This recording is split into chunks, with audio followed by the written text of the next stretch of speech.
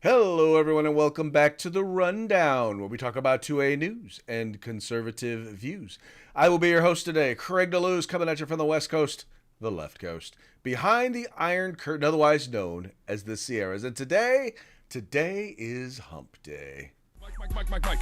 What day is it, Mike? It's Hump Day. Hump Day! It's Hump Day. Hump Day! That's right, today is Hump Day, the day in which we attempt to begin the weekend, sometimes with success, sometimes not. But as I always like to say, the fun is all in the trying. And I'm here. I'm going to have a good time. Unfortunately, I will be honest, this week I think is going to be a very, very busy week. Obviously, with a lot of news going on, a lot of stuff coming out there.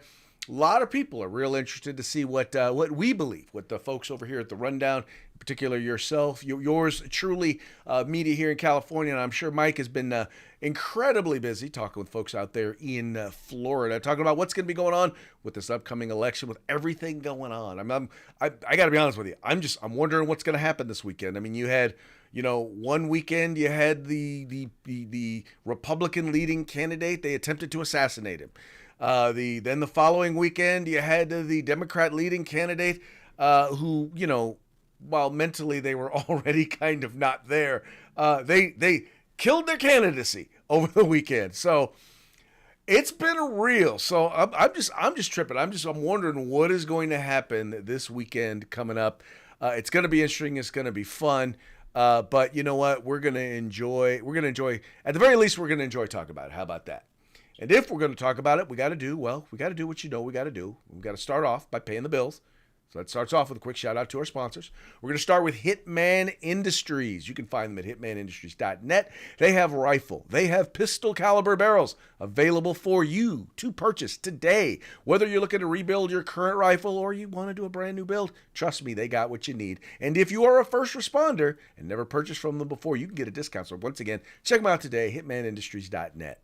Then we have the California Republican Assembly, working to help elect conservatives at all level of government, from school board all the way up to President of the United States. In fact, Ronald Reagan once referred to CRA as the largest and fastest growing, they are the largest and fastest growing grassroots organization, Republican organization, state of California, but he referred to them as the conscience of the Republican Party. Check them out at cragop.org. That's cragop.org. If you want to be a part of California's future today, you got to join CRA. And then we've got a Hog Holsters. You'll find them at hogholsters.com, HAWG holsters.com. The best in concealed carry and tactical holsters, inside the waistband, outside the waistband. Trust me, they have what you need. Just once again, go to hogholsters.com. Make sure you use the discount code The Rundown. All caps, no spaces, one word, just like it is right there. And get yourself a discount on us.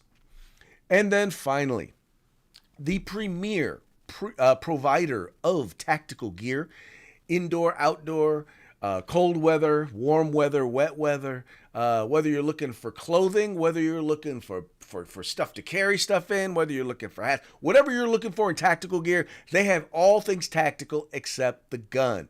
Check them out today at uscombatgear.com.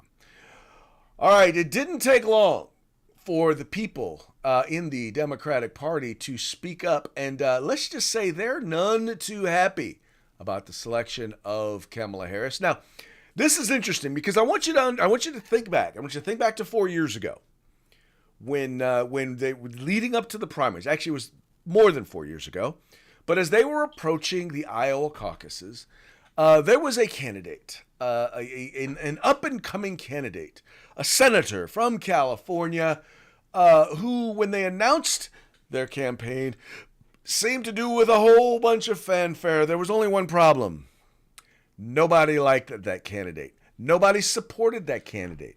The candidate, who is of African-American descent or black descent, just happened to be,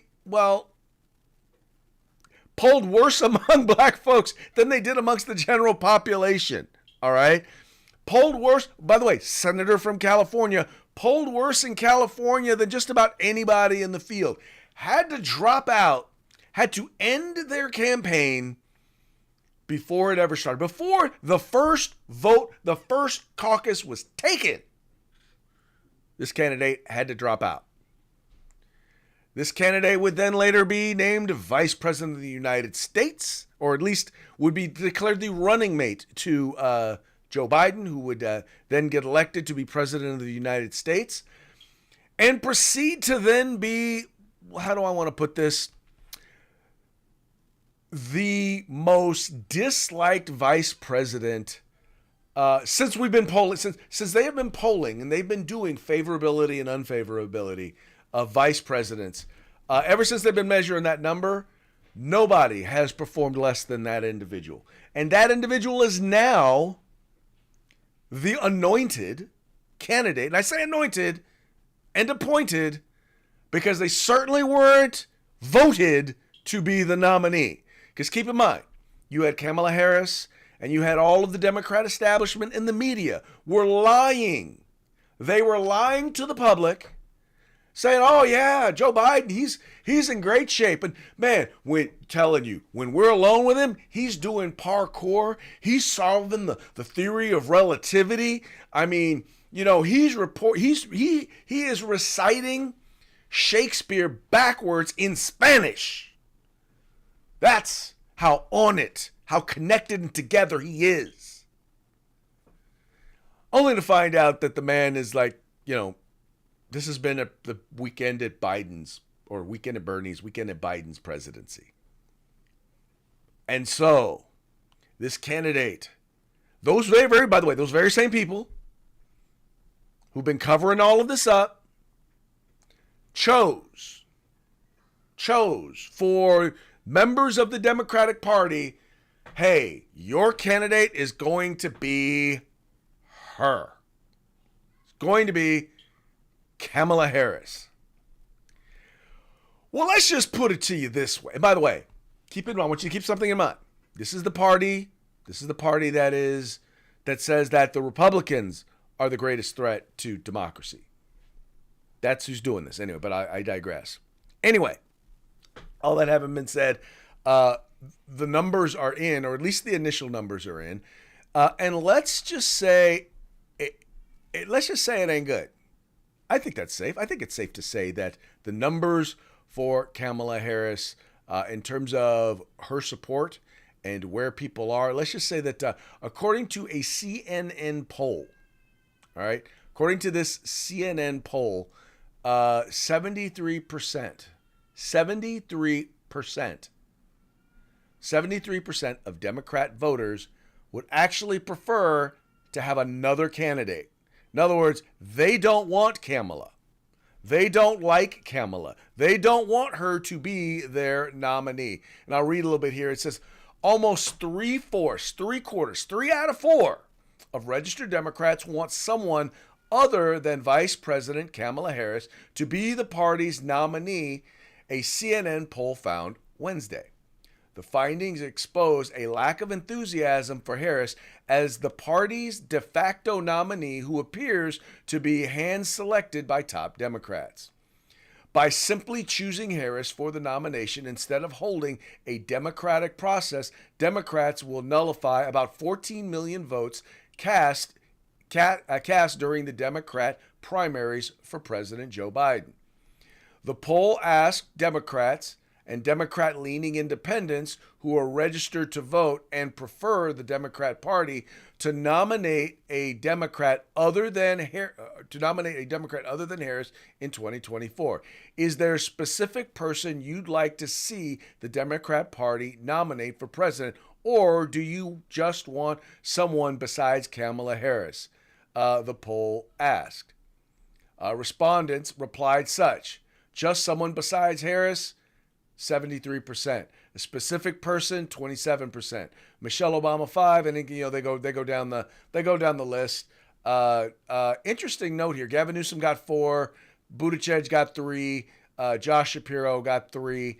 Anyway, it says here the poll sampled 1,631 voters from July 22nd to July 23rd, 2024, with a plus or minus 3% margin of error. The survey is one of the first published surveys after Biden endorsed Harris. Now, this leads me to ask the very important question of our good friend Mike, who has chosen to grace us with his presence.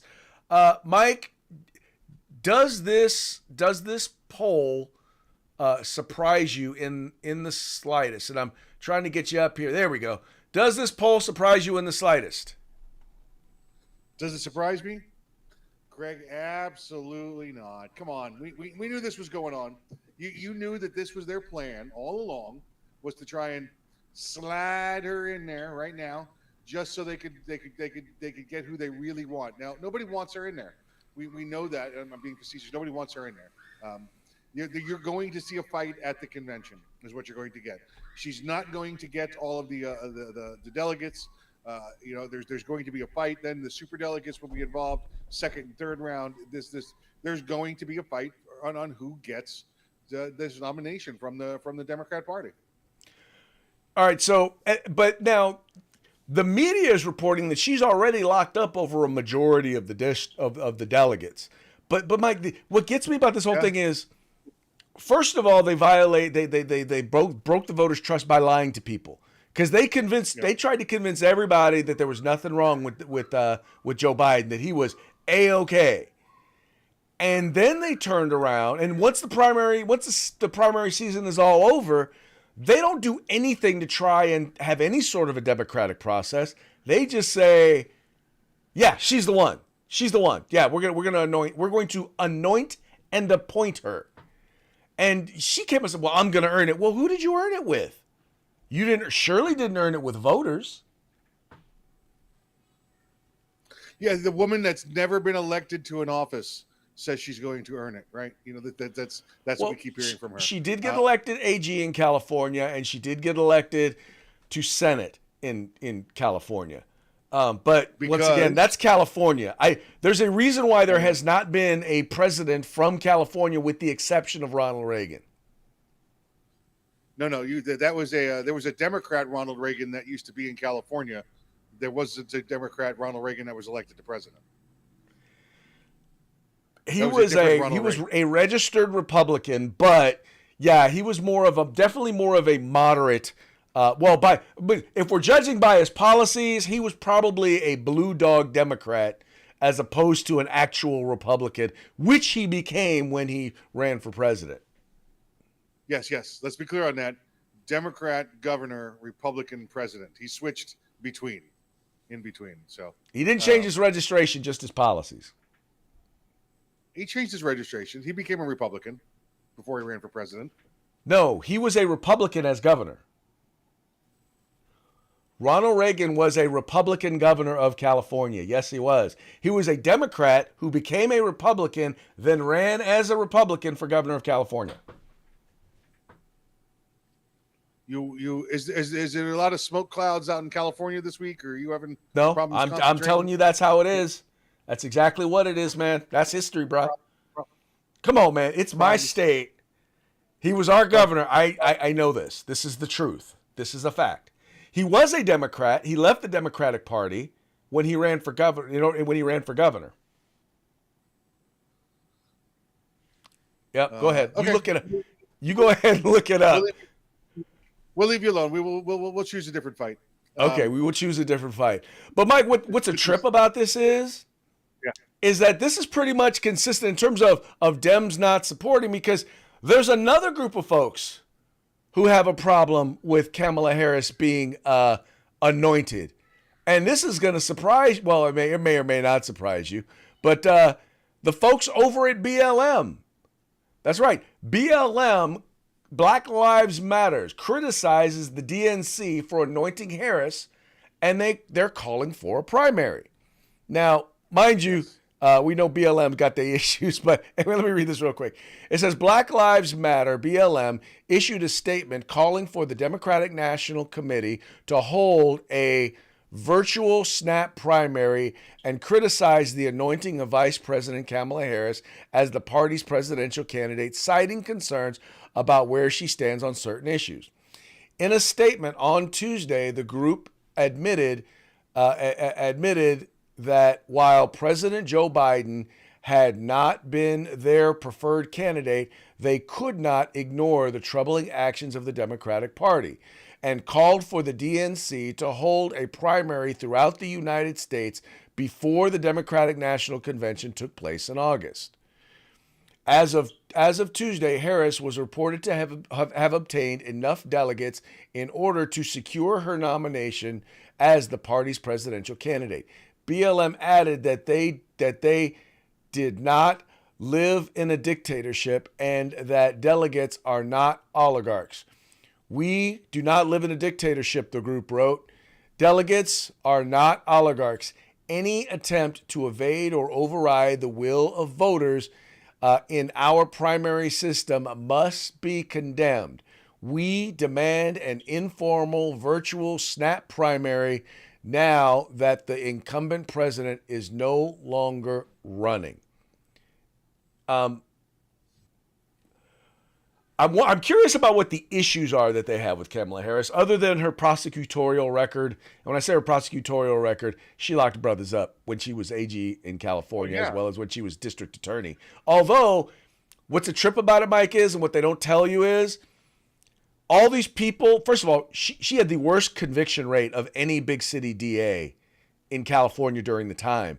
And all of these quote-unquote drug convictions she got, brothers who she locked up for possession, a bunch of them. And when I say a bunch, I'm not going to say a majority. I'm not going to say most. I'm not going to say all. But a bunch of them were actually drug dealers who had weight enough to be convicted of dealing. And she pled it down to possession and got them minor sentences. So all that having been said, they are right. There's a democratic process. You can't claim to believe in a democratic process and then not have one in order to select your nominee. Right. Well, and again, I agree with you. She has a history of locking up African American folks much more so than white folks when it came to percentage rates in convictions and in jail sentences. So there's long been a history there. We know that she has been, even though elected as the Attorney General's office, she was put in place there, Craig, due to some shenanigans, right? There was who she was spending certain evenings with, kind of nonsense going on, right? She was Willie Brown's mistress. Right. Otherwise, she would have been, nobody would have known who she was. And then the same thing when it came to the Senate. Remember, she was a replacement at first and then got a re-election. So she won as an incumbent, although she had never earned it the first time. Right. Which, it's funny. People get mad because when people call her a quote unquote DEI candidate, not candidate, but selection for vice president. Yeah. But if Joe Biden hadn't said, I'm only choosing from among black women, I'm going to choose a black woman to be my vice president. He's the one who kind of made it about DEI because he didn't say, I'm choosing the most qualified person. I'm choosing the best person. He just said, he selected who in his eyes was the best black woman that he could find. And isn't it just that goes more towards how inept Joe Biden was, because hasn't she explained to us many times how she's not a black woman? How she's a woman from parents from Caribbean heritage, which doesn't make her a black woman, not a traditional black woman, right? When you say a black woman, I would think a woman, a U.S. woman of African American heritage, which she is not, right? She is of Caribbean heritage. She is not African American. You could say that she is black because she was American, even though her parents come from, not here. You could say she's not necessarily African American because she doesn't descend from, African American. An African American, right? But to say she's black, I'm sorry, she's black. People can say the same thing. I'm black and Italian. So if I say I'm black and Italian at all, does that mean I'm not black?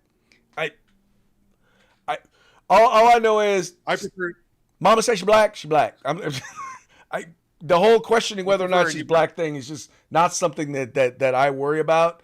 What gets me about her is It seems to be something that is convenient. She picks that thing up. She gets that, she starts talking like she from the hood, right? She be fixing to run for president, right?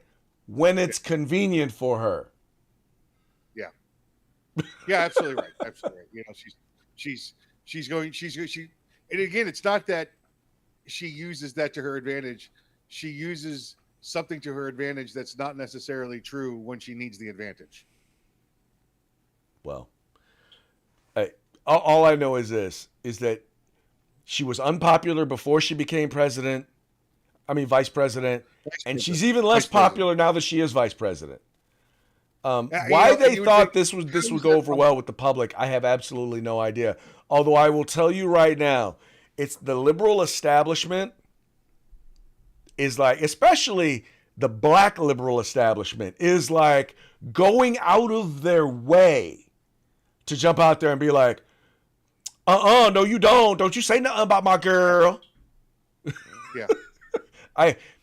This is the party, and I heard Harris stand up and say this yesterday, how they need to stop Trump from destroying our democracy. What? I'm sorry. What are you people in the middle? Aren't you people in the middle of a coup right now? Right. And that's what you want to tell us? I mean, think about this, man. They literally, and we got a story. We're going to talk a little bit about it. They literally made Biden an offer he couldn't refuse. They literally were like, I mean, it was like a mob movie. You know how they take him out, how they take him and they beat him and they shoot him in the leg and they do all that stuff until they basically say, look, we're going to, in their words, more politically assassinate you if you don't sign this letter.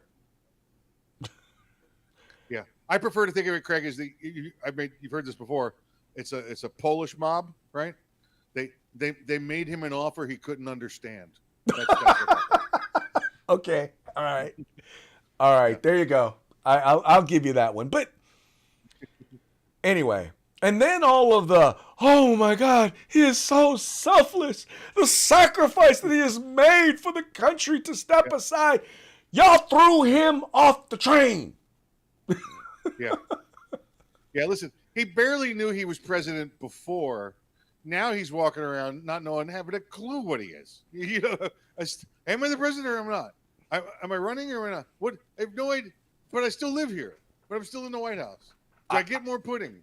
Yes. I'm not going to say, Mike, that it actually happened this way, but I would not be surprised because he doesn't control his own. He doesn't control his own social media.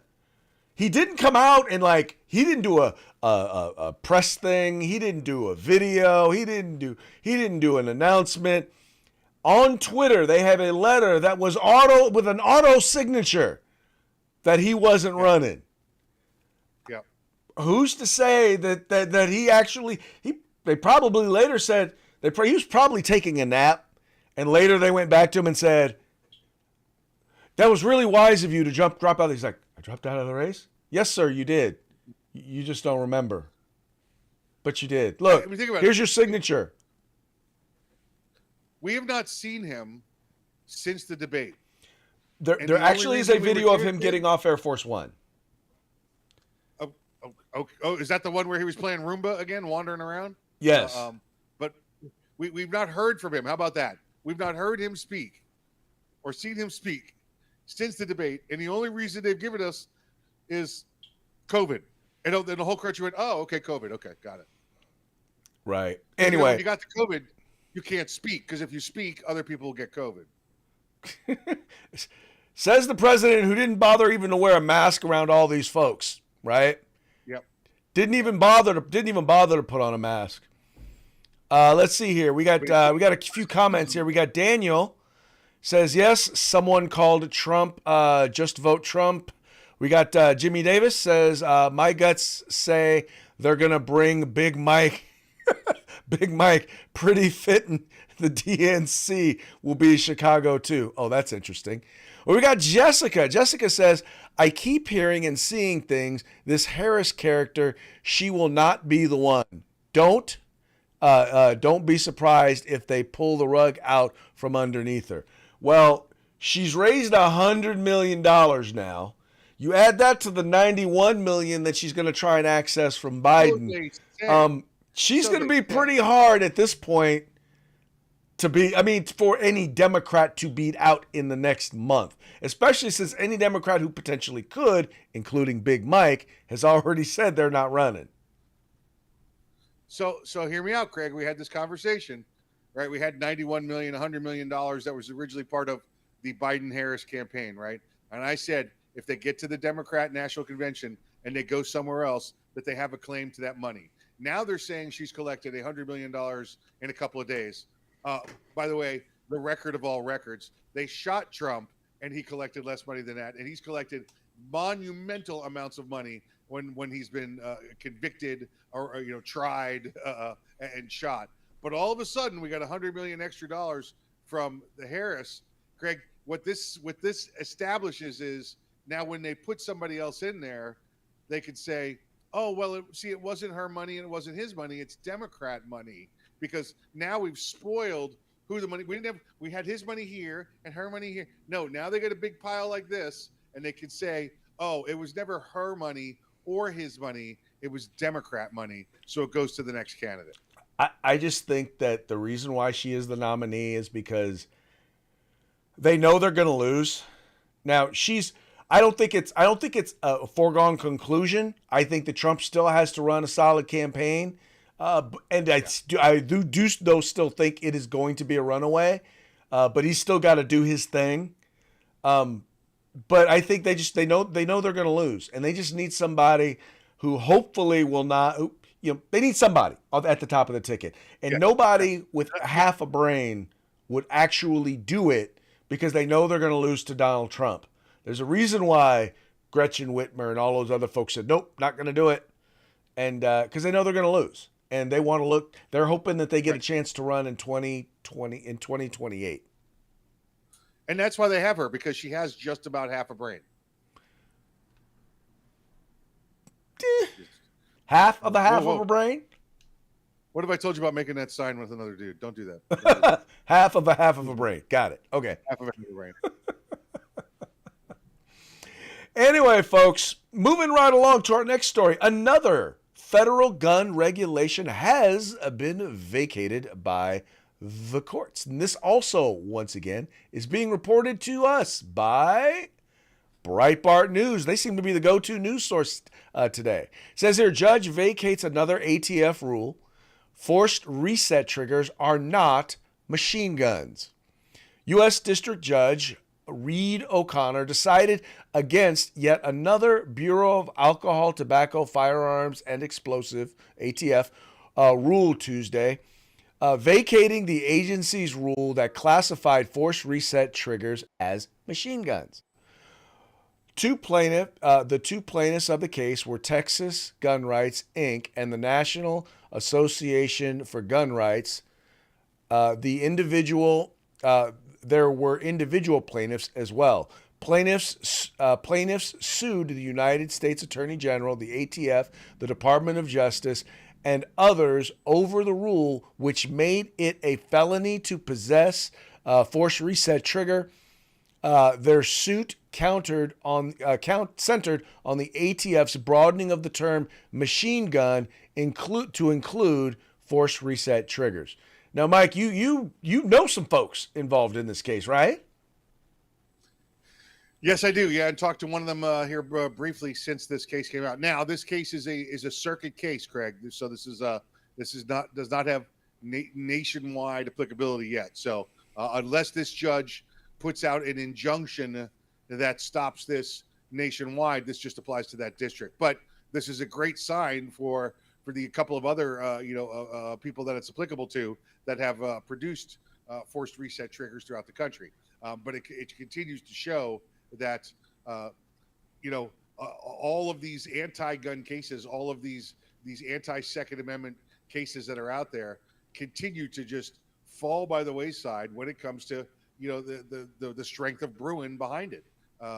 This was more of a technical case, just like the bump stock was, but it came down to that the ATF does not have the rulemaking authority to change definitions and redefine the law. Well, exactly. Whether it was bump stocks or whether it was the reversal of Chevron, all of that. That's Yep. pretty much what this speaks to. Is laws are made in the legislative branch. If you want to write laws, quit working at the agency that you're working at. Leave the executive branch. Go and run for Congress. If you want to actually write laws at the federal level, or even, well, depending on which state you're in, because in California they do the same friggin' thing. But Yeah. but that's really what it comes down to is in many cases, because if you have an administration changing the rules all of a sudden, you could completely 100% have something that is legal, and then the president changes, now all of a sudden it's illegal, and then change presidents again, and now all of a sudden it's legal. That's not the way this is supposed to work.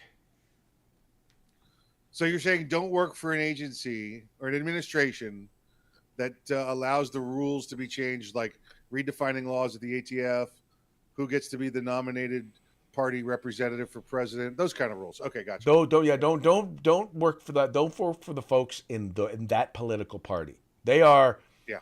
because here's the deal: the only thing that matters to them is what they want done.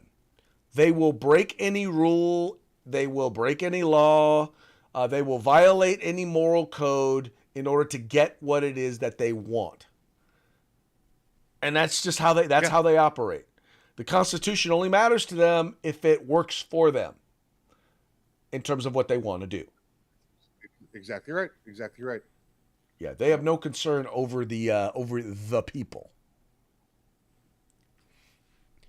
Anyway, that then brings us to, and I hinted on this earlier when I talked about Nancy Pelosi giving Biden an offer he couldn't refuse. Once again, our go-to news source for today released some information. This is a report, once again, coming out of Breitbart. It says here, report, Pelosi told Biden they could do this the easy way or the hard way to make him quit the race. It says former Speaker Nancy Pelosi, Democrat from California, reportedly gave President Joe Biden an ultimatum: bow out of the presidential race the easy way or the hard way.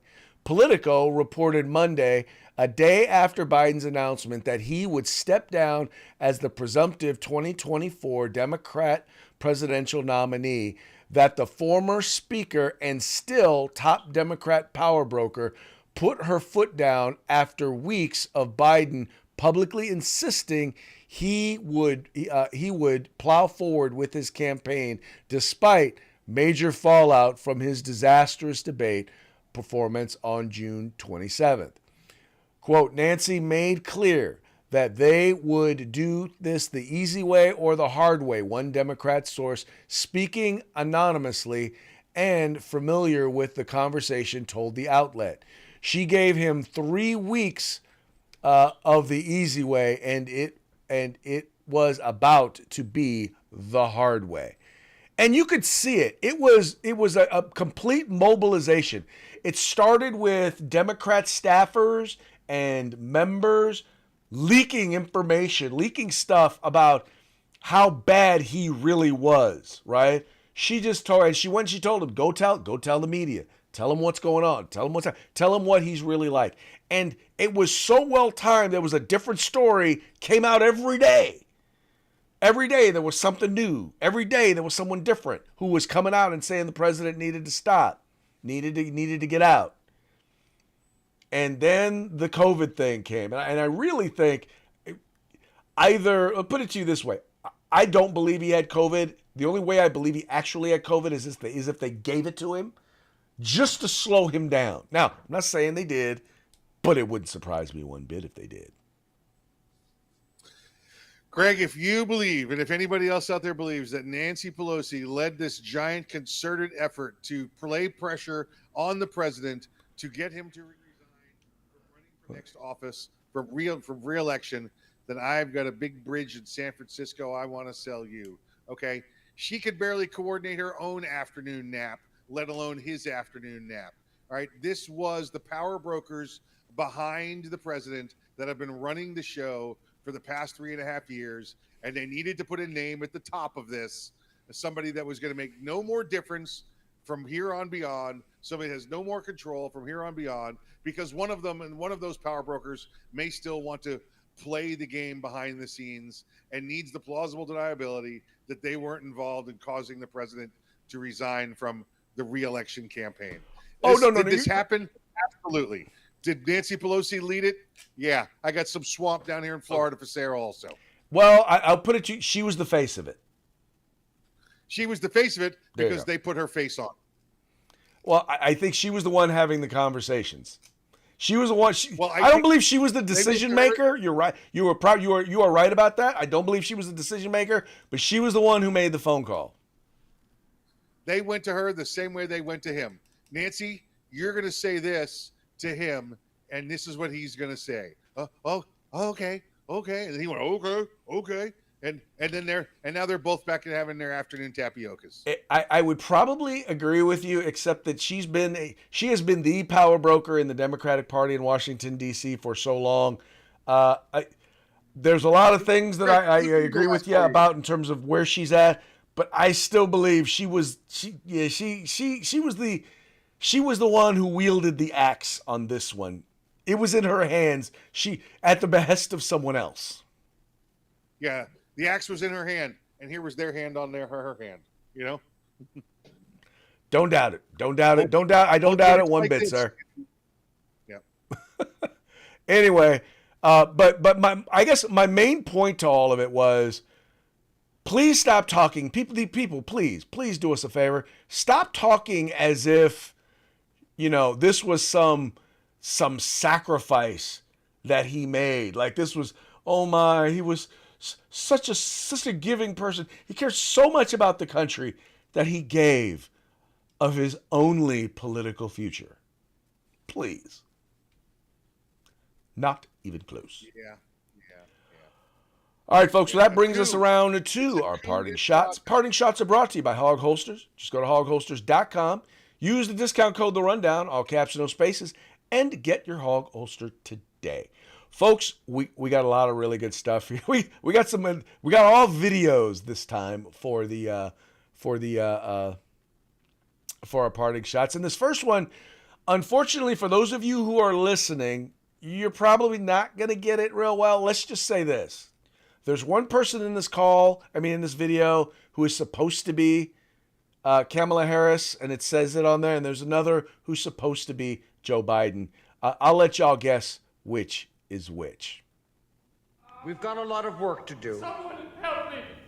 I'm still alive, only I'm very badly burned. Okay, you've all been gathered here to form my evil cabinet. Excuse me. Yes, he's down now. Is he dead? No, not dead. No, burnt. Badly. Like they take care of it, possibly with a gun. Yes? Kill him. Right. Oh, hi. Good. I'm glad you found me. Listen, I'm very badly burned, so if you could just... You shot me. Okay, moving on. You shot me right in the arm. Why did...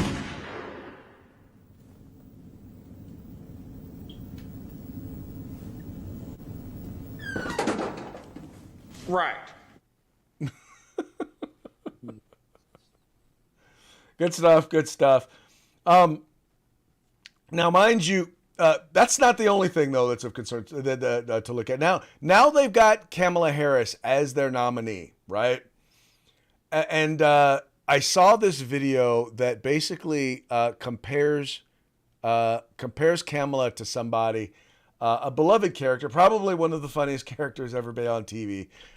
And you're going to recognize the comparison right away. What are two things that give off the same energy? We all watched the television coverage of just yesterday. That's on top of everything else that we know and don't know yet, based on what we've just been able to see. And because we've seen it or not doesn't mean it hasn't happened, but just limited to what we have seen. For us at every moment in time, and certainly this one, to see the moment in time in which we exist and are present. I can imagine what can be and be unburdened by what has been, you know? It is a love based on giving and receiving, as well as having and sharing. And the love that they give and have is shared and received. And through this having and giving and sharing and receiving, we too can share and love and have and receive. You see the similarities, Mike? Poor Joey, making him look like he's the bad guy. I know. So, just so y'all know, and this guy, we always knew, and Trump would always claim that, the fact that he was unduly prosecuted, he was being chased by the man, that kind of endeared him to black voters, in particular black male voters. Now, Mike shared a video with me that I really wanted to use. Dude dropped a few too many N-bombs, but there was another one that I found that pretty much kind of shares the same sentiment. Fewer N-bombs, but check this out. This is wild. He's getting everything we thought Obama was going to get. I thought Obama was definitely getting shot. Damn.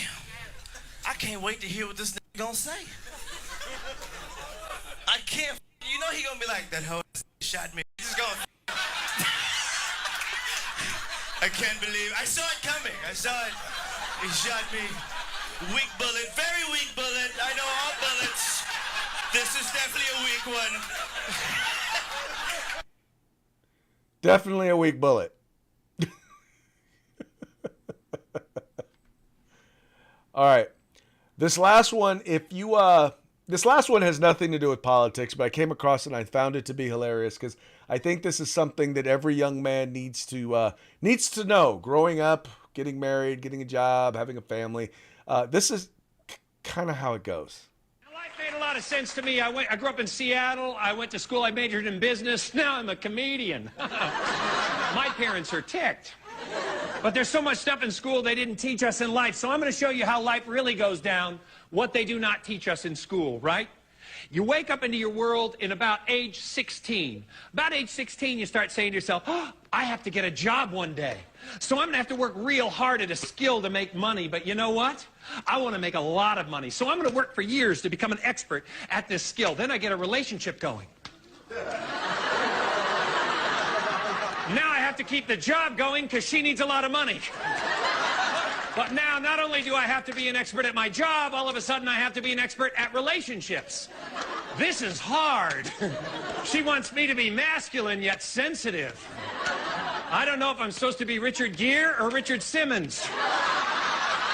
Then we bought a house. Now I have to be a plumber, I have to be an electrician, I have to be a landscape artist, I have to be an expert at taxes. Now we have children. Now I'm a doctor.